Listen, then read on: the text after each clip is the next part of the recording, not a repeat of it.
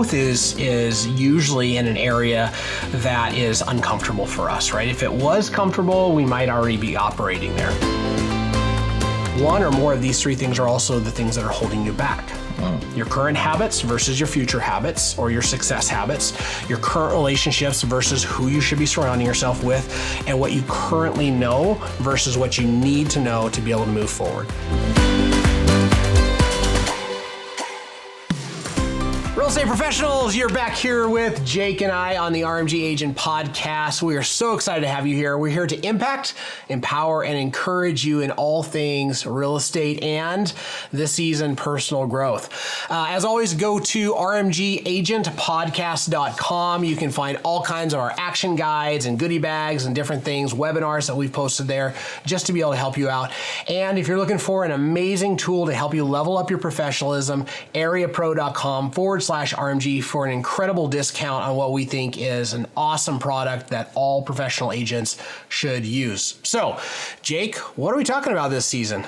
We are talking about personal growth, but I'm going to do a plug. We did a episode on Area Pro. Oh, yeah. It's been a little bit, so go back and watch that and check out the demo on YouTube, on our YouTube channel, and it will show you how to use it. Yes. And it's great, and we use it pretty much every day in our office. So, all right, stopping with the plugging of the awesome tool, we are doing the part 3 of warning breakthroughs may cause discomfort. Go back and watch part 1 and 2. Yes. Before you watch this one, it will make a whole lot more sense.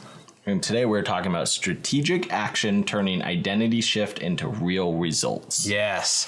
So when we're talking about this idea of personal growth, right, the reason we're talking about breakthrough may cause discomfort is growth is usually in an area that is uncomfortable for us, right? If it was comfortable, we might already be operating there. And for some of us, we've actually grown into something, and over the years, we've let it degrade, right? And then it's still really uncomfortable, right? So it's the person who's the professional athlete, and then, 10, 15, 20 years later, they're super overweight and all of that. And they look back and they think back about what they used to be able to do. And there's so much shame that comes along with that it just creates this massive barrier, right? Yeah. The other barrier, of course, is just the fact that I can maybe see these glimpses of who I could become. And there's just like that feeling of, oh my gosh, that's a lot of work, or it's overwhelming even thinking about it. So we want to break down this idea of growth into a model that's simple, actionable, and logical. And so that's what we're doing. So we started out with this idea of awareness and self-awareness. We want to be able to baseline where we are and be able to be in reality around it, and be aware how other people experience us, be aware of, the different negative mindsets and things that we're bringing to the table, so that way we can pinpoint them and actually see an area for growth. A lot of times, the lack of awareness around this and the prodding for growth can show up like stress. So one of the things that I've learned over the years is stress actually can be a really good friend. Stress can be a killer, but one of the great gifts of stress is that stress happens to be an early warning sign that you need to grow. When you come up to the end of yourself, you come up to this area of I comfortably operate here, and now to go up to this other level, there's this level of discomfort. That's where stress sets in. And when stress starts setting in, it's really life saying, hey, you need to grow. You need to grow. And if I listen to that voice, now I need to grow by looking at this and saying, okay, so I need to become aware. What is it that I'm experiencing? Right? And then the next thing that I want to do once I go through this kind of understanding of self-awareness, I need to do what we talked about in our last episode, which is have an identity shift. And we talked about, things that are maybe behaviors of ours or a part of kind of how we currently identify. They become like solidified and concrete. And then if we allow that to happen, these things that are impacting our future really become hard to break up. So we talked about shifting from this idea of this is my identity to this is a current behavior that I have, changing our story, changing our language around it, and then that brings us to this top level of our model. Nice. Okay, so we're going to talk about habits, but I think I'm going to give you a sports analogy that, or a person that has done this, kind of all of this throughout the process. Do you know the Tom Brady story very well? Go for it. So in college, he was highly recruited college football player, but Michigan recruited a guy that was like the number one quarterback in the country coming out of high school. So Tom gets benched throughout the season, and they do this weird shift, and ultimately what it leads to is Tom's identity is slightly shaken. He gets drafted super late in the 7th round by the Patriots. He's a backup quarterback again, right? He gets thrust into the starting role, and he ends up winning the Super Bowl, right? Yeah. So he gets thrust in when Bledsoe gets hurt, wins the Super Bowl. Well, we fast forward 10 years from that, he's one of the best quarterbacks in the league, but he has this identity that he wants to play for like 22 years or 20 years. And so he goes through this identity change and shift where he starts to have a personal coach who trains him, because just practicing with the team isn't going to get him to the goal that he's looking to get to. He changes his diet. I believe he became a vegan. And he did all of these different exercises that were going to allow him to play for a really long time. So as we move into the first point we're going to talk about, which is building new habits, and your systems shaping your success, this is somebody that is the greatest quarterback of pretty much all time, who went through identity crisis in college and in pros, and then ultimately had to change his habits from a Super Bowl winning quarterback to now the greatest quarterback of all time. Yeah. So we're talking about habits as the first of this layer, which is taking strategic action. So on the last episode, we talk about identity shift. It's like, okay, cool. So maybe you buy this idea that I need to change my story, and here's this first layer of the way that I talk and the way that I communicate being towards who I intend on becoming, not who I have been. But then we say, okay, so how do we actually make this really practical? And practically, there's 3 things that I found that lead to breakthrough when it comes to growing yourself. And that's going to be your habits, right? First, and we'll come back around to that. It's going to be your habits. It's going to be your relationships, and it's going to be your education. So if you're looking for a very simple formula to break through, so I've identified, like I'm now aware that there's something in my life that's holding me back, and I have decided that I'm going to start talking and acting like I have a new identity which aligns with my future, not my past. Then I need to actually walk that out. And walking that out is more than just saying I'm choosing to do it, although that's a great place to start. And so these are the 3 things that you have to be able to do it. By the way, 1 or more of these 3 things are also the things that are holding you back.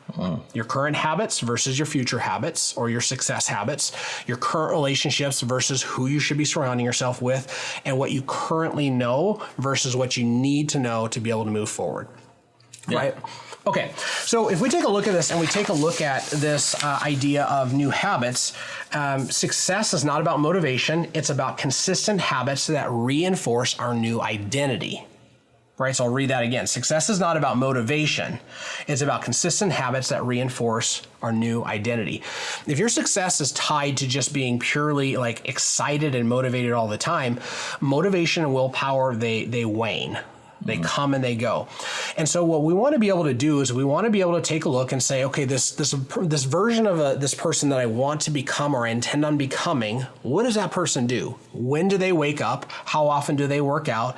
What's their spiritual life look like? What are their habits in business? And now I want to start modeling that. Of course, there's been a lot of great books. Probably the best one is Atomic Habits of how to start building habits. But there's a period of time when you start into changing the trajectory of your life, that means that new habits are going to be really, really hard because they require an exceptional amount of discipline for a short period of time. We'll call it, 3 months to a year, something like that. The one thing talks about that's not 21 days. I want to say on average, it's like 60 days, and then it can extend out based off of how ingrained an old habit is. Right? Yeah, I think it's 66 days is the number that I've heard. Yeah. And that's for like an easy habit to create, right? Like it's the bigger the habit that you need to create, the longer you need to do it for it to become ingrained. Yeah. So for me, I have never in my life up until the beginning of last year had a healthy relationship with food. And it took me 137 days to actually get into a place where now I have a healthy relationship with food. And it wouldn't have happened in 60 days. It didn't happen in 100 days. And a little bit over 130 days, I started to realize I've actually rewired myself around this.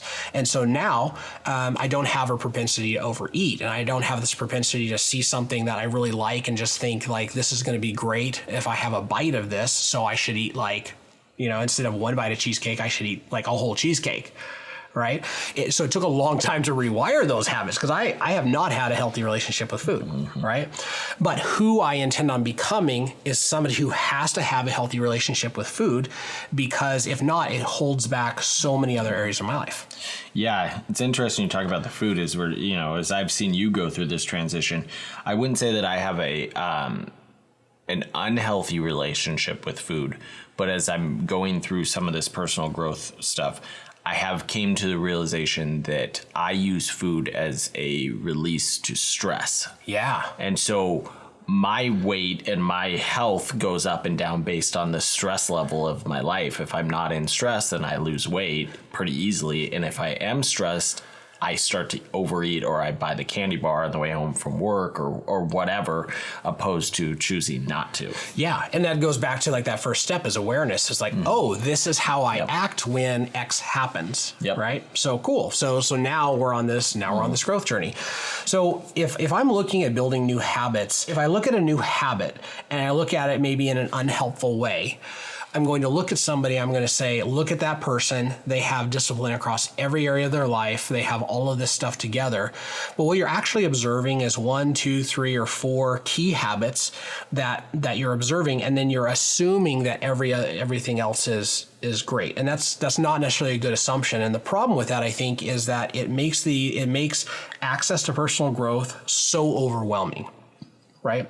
If you see somebody who has healthy eating habits, they may have fought a battle for years to get there, right? Or for me, when I look at my calendaring habits and how just absolutely rhythmic that I am now.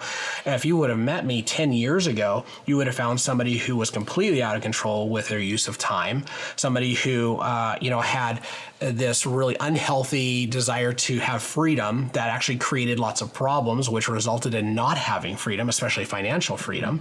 And so if you see me now and you think, oh my gosh, like he's so organized and nobody says that about me, but like when it comes to your calendar, like that was a decade of absolute knockdown, drag out fights with myself to be able to grow in that area.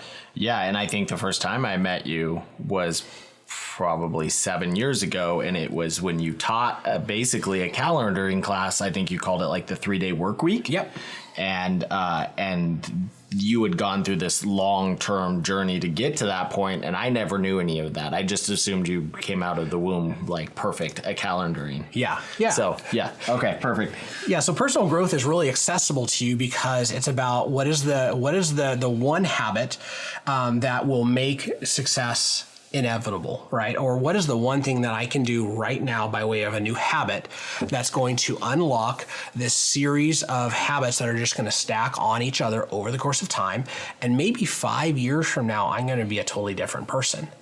The challenge is that, if you're not a very, very old person, like in your 80s or 90s, there's a good chance you have a lot of life left. And so if you look at this and you say, oh my gosh, are you telling me that me becoming this new person and having this level of success is going to cost me 5 years? And then instantly you're short-sighted enough to think, well, I'm just not going to do that.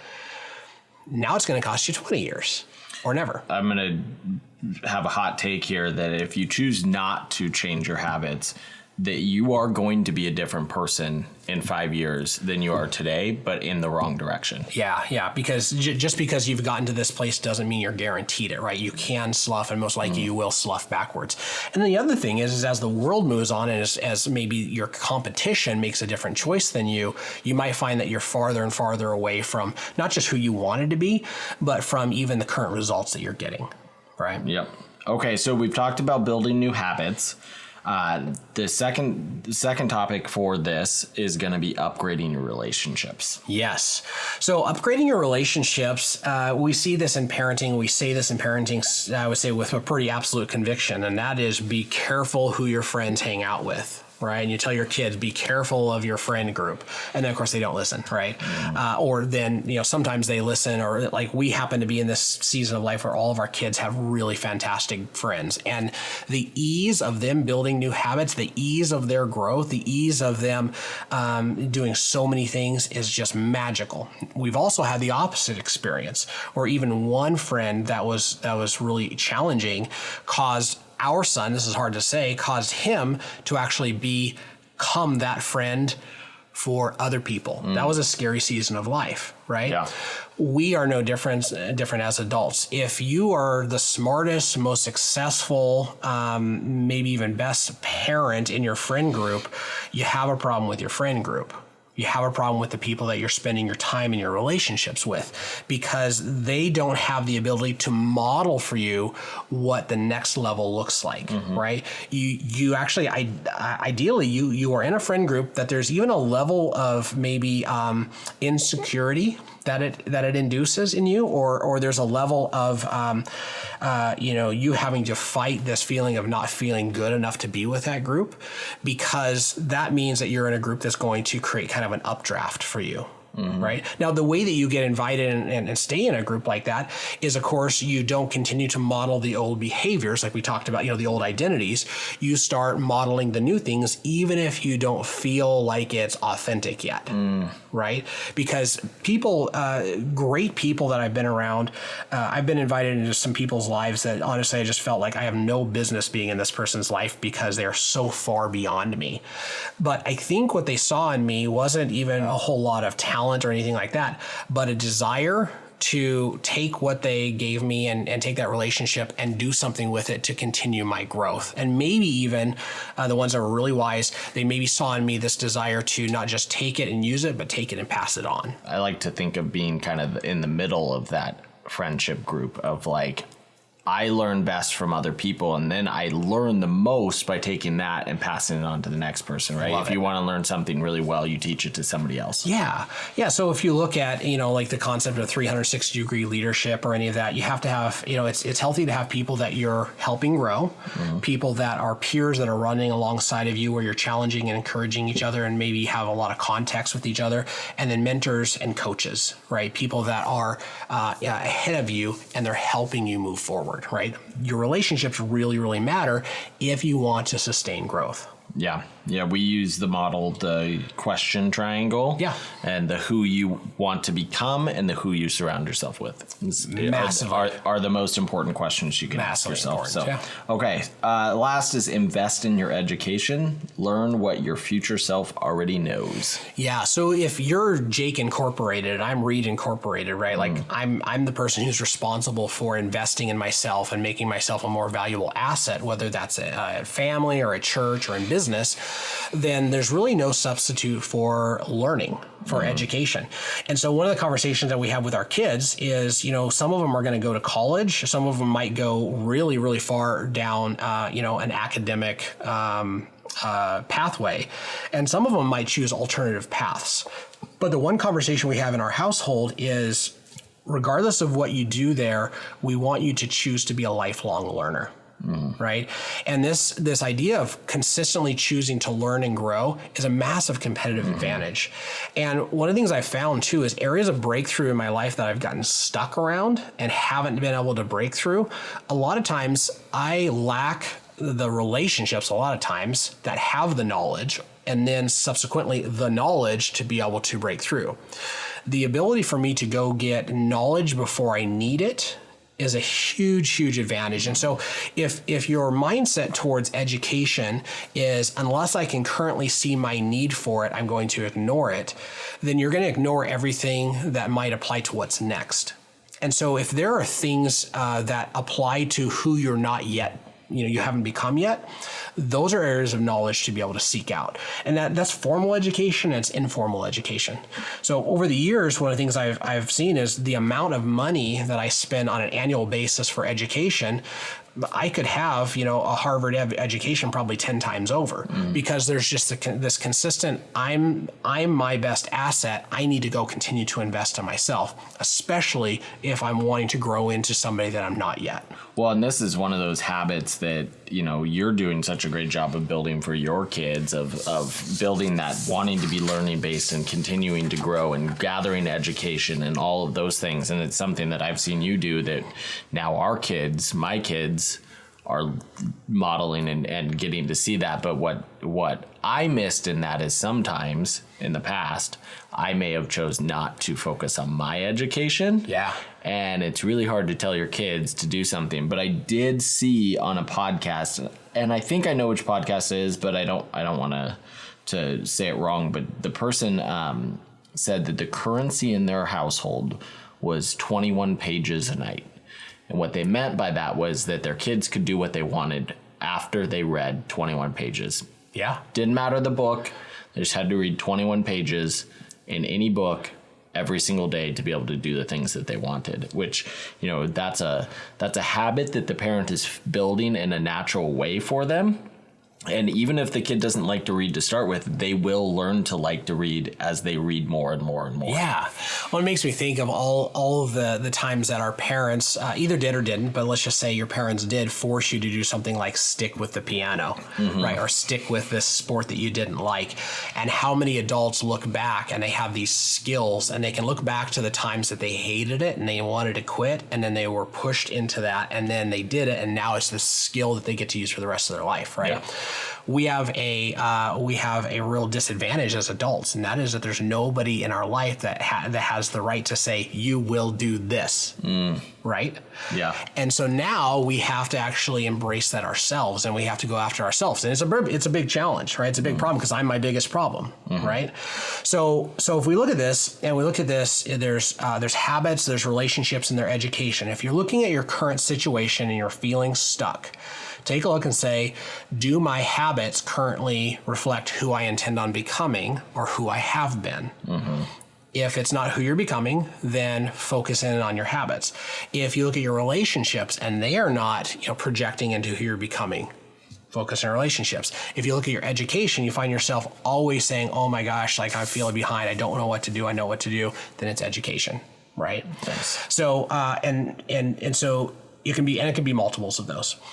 So probably the last thing that I would say with this is from a coaching perspective, this isn't, you being at your best is not something that you go alone and you really are successful at, or else you wouldn't even be listening to this because you would already be leveling up and leveling up and leveling up because you're coaching yourself at a high level. It doesn't work that way, right? So there's a conversation that's worth having with somebody who's a professional coach, somebody who's a mentor, or somebody who's a good friend that's maybe a little bit ahead of you. And you can literally just give them this and be like, walk me through this. If they're skilled, it's going to be more helpful. But there's a pattern, and that is that if I need to break through, the very first place to start is focus.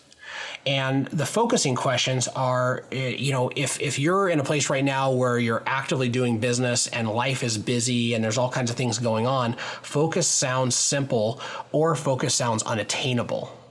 And unattainable is if we need to focus down to one thing that seems like it's one out of 30 things that are all equal priority, it takes some work to be able to get to focus, and it takes a lot of work to be able to choose to say no to other things that are just yelling at you like, no, I'm more important. So you have to be able to focus. Then you need to be able to look for strategic options. Once you've identified the very first, as Gary Keller would say, domino to knock over, then I need to be able to figure out what are my strategic options? What can I do about this? Once I get a strategic option that works for me, now I'm looking for a model. Right? In my mind, when I'm looking for a model, the first thing I'm looking for is who has done this before? Who has modeled this?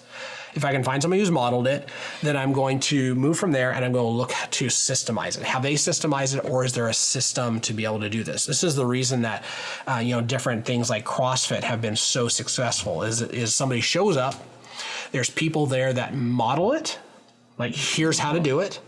And then there's a system that I don't have to try to recreate the wheel all the time, right? Once I have all those things, now the last thing that growth really doesn't happen without is accountability.